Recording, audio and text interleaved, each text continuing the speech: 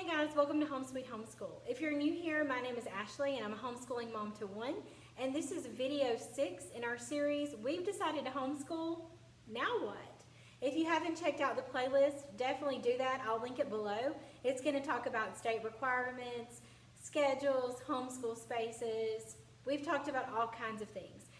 Our last video was all about planning your yearly schedule, and today I'm going to talk to you about planning again, but a different kind of planning. Now, I don't know about you, but I do love all kinds of planners. I was a teacher in public school for 13 years, and I loved writing my lesson plans in those neat little boxes, and I did that when I homeschooled as well. But the one thing that would totally stress me out is if I had pre-planned for the week and something came up and we didn't get to whatever I had written down. So then my planners got arrows and erased and marked out, and it ends up looking like a big jumbled mess, and then I feel bad about myself because we didn't get to everything I had written down, and it was just bad all around. So if you can relate to that, if planning in a planner stresses you out, I want to show you an easier way. Isn't that what we all want, is an easier way? Efficient but easy.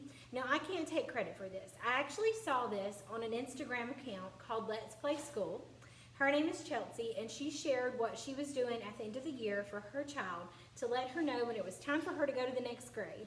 And she shared a checklist that she made. And I thought, that is genius. I even told her it was genius. And I'm like, I've got to use that for myself in our homeschool. So I will, at the end of this video, turn it around and show you what ours looks like. But all I did was it's really simple, let me tell you. The first thing you need to know is all of your curriculum that you're using. So you probably want to wait until you get your curriculum in. Now, what's easy for me is we use Gather Round Homeschool, and every unit is 20 lessons. So that was easy. I knew that I could finish 20 lessons in a 6-week period. You're going to have to get your curriculum, figure out how many lessons there are for the whole year, divide that up between how you separate out your school year, whatever terms or semesters you use, and you have to decide how you're going to put it on your chart. I always work out of PowerPoint because that's easier for me. It's really easy to make a table, and it's easy to move things around, and you can just duplicate pages, and it's just a very simple process. If you're interested in learning how to make one, if you're not really familiar with PowerPoint, let me know, and I'll try to make a real quick video about that. So first things first is you have to know what curriculum you're using. So you can make something like this. I just typed this up in PowerPoint too. I showed it in my last video. You just need to know what you're using, how many lessons there are, and how you want to divide it. That's the first thing you've got to know. So using things like a chart or the table of contents from teaching textbooks so I could know what lessons I needed to put in there. That's the most important thing. So once you know that, once you have your curriculum and you've wrote everything out, then you can start making your checklist. And so they're going to look something like this. And I'm going to show you a close-up view. But the point of this is you're not writing on Monday, we're doing lesson 1. On Tuesday, lesson 2. None of that. You're not held to a day. You're not held to a week. If things don't go right, that's totally okay because you're just using this. There's no days, no weeks, nothing on here. You are going to use this to just document what you did. I love the idea of that. It doesn't stress me out, and I'm still getting things done. Now, you may be one of those people that love to write things down, and if you do, go for it. I used to do the same thing. I know how it makes you feel to use a planner.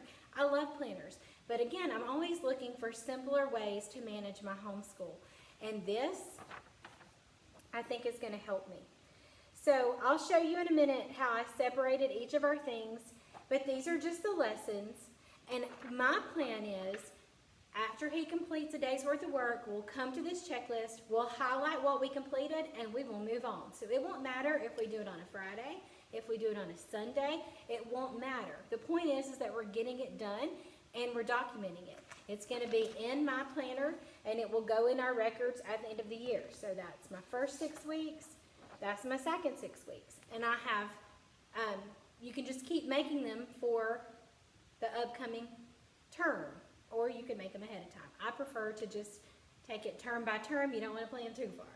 So I just feel like this is a simpler way. If you're kind of bogged down with planning or you're burnt out with planning and you're looking for something else, making a checklist may be the way to go. So all you'll need is a checklist and some highlighters, or you could even use stickers if you want to put a sticker on the day. I think this will be a very easy way for you to keep up with what's getting done in your school and how far along you are. Do you need to speed up? Can you slow down? What can you do differently? So I'm going to turn the camera around, give you a better view of all of this, and hopefully it will help you in your homeschool planning. So I want to show you an up-close and personal look of what you can do with a checklist. If you want to move away from the planner and you want to move to more of a curriculum tracker type style to keep up with where you're at in your curriculum. So this was something I made in PowerPoint. PowerPoint for me is so easy to work in, and I definitely recommend it if you're trying to make a table.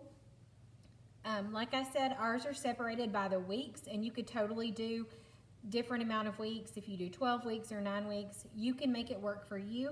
Ours are by the 6 weeks, so I just have curriculum tracker, first 6 weeks. At the end of it, I will put the dates that are included, but I'm not going to put that on there to begin with because plans do change. What I did was I took our curriculum, and for everyone it's going to be very different, but for us, everything is included in our Gather Around Homeschool unit that we need except for math. So I just have Gather Around Homeschool unit, human body, and I know that every one of those units have 20 lessons. So I'm not putting these lessons on a certain day and holding me to a certain day of the week or date of the month. It's just, hey, there's 20 lessons and we need to complete those 20 lessons before moving on. Then I did teaching textbooks, and the way that I got this information is I just went to their website and printed out their table of contents, and that helped me fill in what I would like to do in those days. In that 6 weeks time, this is what I would like to get finished. If we don't, it's okay. Then I also took our read aloud, which is Out of My Mind. It has 33 chapters. We do not read every day. We do not read on the day that we go to co-op, and sometimes we just forget and we don't read.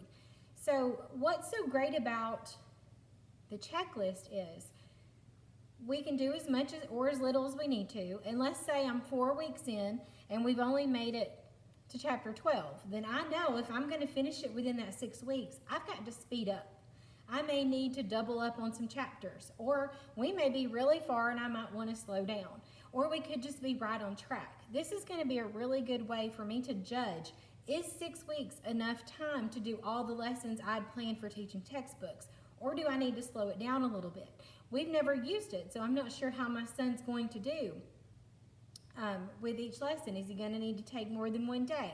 So this is going to help me through that first 6 weeks. So what will happen is we'll go and we'll do our daily school, and then we'll come in and we'll mark off whatever we got done. I'm going to use one color highlighter for the entire 6 weeks, and at the end of the 6 weeks, I can look at this and see, oh, we finished all of our Gather Around unit, but we only got to lesson 12. So we may need to tweak the next 6 weeks for math, and that's totally okay. So you're going to save these in your PowerPoint so that you can go back and change them. If you're writing this straight into a planner that you have, and you're going to do a curriculum tracker in the planner, you may want to do it in something erasable so that if you need to tweak it, you can.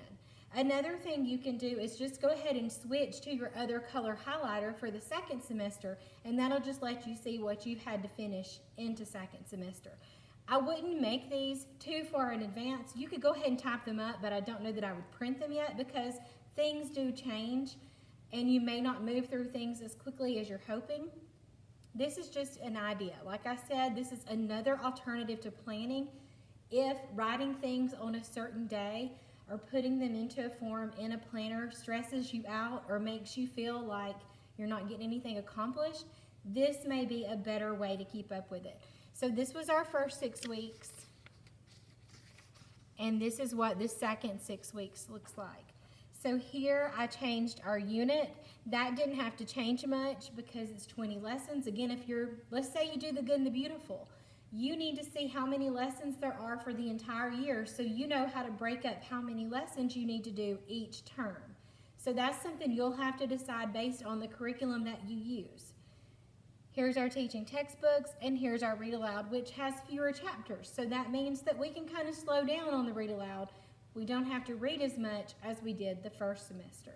So these are just our first and second 6 weeks, just to plan what we would like to do. But like I said, it's a really good alternative to writing things on a certain day, because I do know the feeling of, oh my gosh, I had that written down for Monday and we didn't get to it. And then you've color coded your entire planner and now your whole days have shifted. So this is just another alternative to how to manage and keep up with what is being accomplished in your homeschool. So I hope this was helpful. If you have any questions about how to make the curriculum tracker, or just any questions about tracking what you're doing in your homeschool, leave them in the comments below. Check out the other videos in the series, because you may find something else there that can help you, and be looking for more videos on weekly planning and the curriculum that I'm going to be using next year. Thanks so much for watching.